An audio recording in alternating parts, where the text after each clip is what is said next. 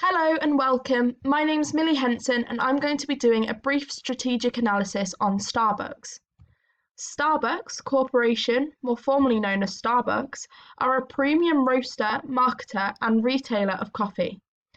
As a company, they offer a range of hot beverages and related products, including packaged coffee, food and ready-to-drinks. Here you can see the company's vision, mission and value statements. Not only do they have no obvious vision statement, but their mission statement isn't achievable, measurable, and therefore it's not realistic. It's very vague and not in line with the scale of the company. They do, however, appear to be very customer-centric, which is good.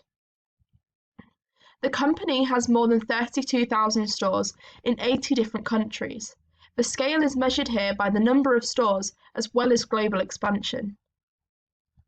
This image shows the company's geographic market presence. You can see that North America is the dominant continent.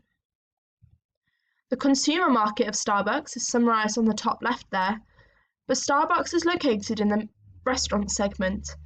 MarketLine defined this as a place where total sales of all food and drink are made through restaurants or cafes. They are the largest segment in the industry, accounting for 48.9% of the industry's total value. The company has performed well leading up to 2019, with increasing revenue and profit each year.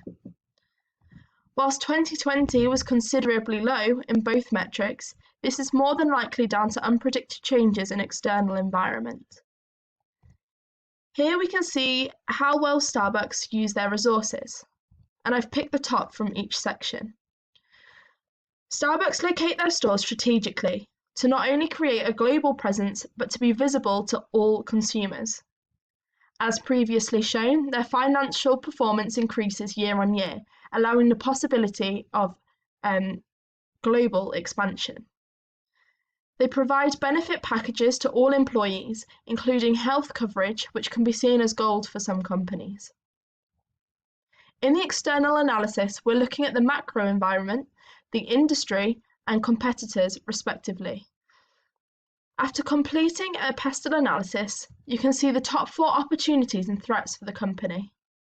Firstly, high economic growth in developing countries, a decline in unemployment rates, both seen as opportunities. 3, current spending attitudes amongst the current generation. And 4, rising availability of coffee machines for home use. Again, these 2 are seen as threats.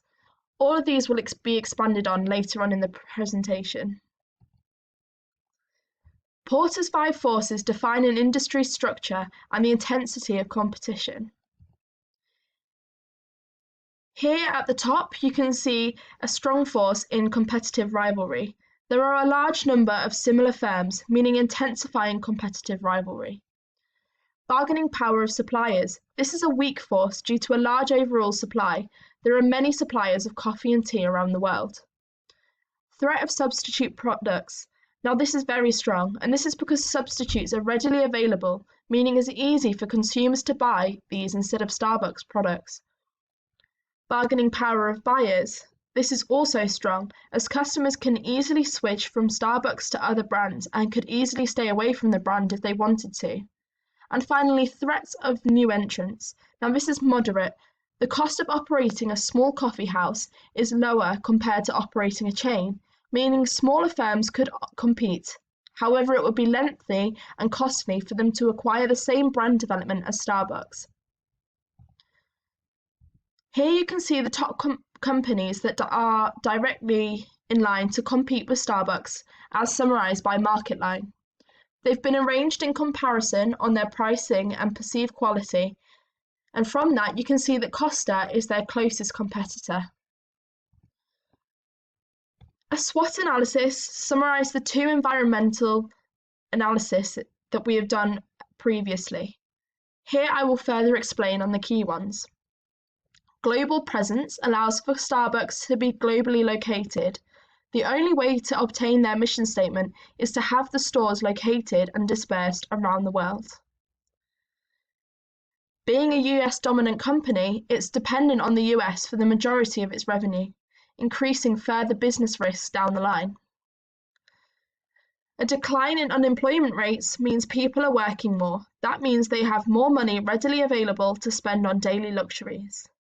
And finally, an increase in the use of home coffee machines increases the availability of substitutes to Starbucks products, and that is a threat. So that's it. I hope you enjoyed, and thank you for listening.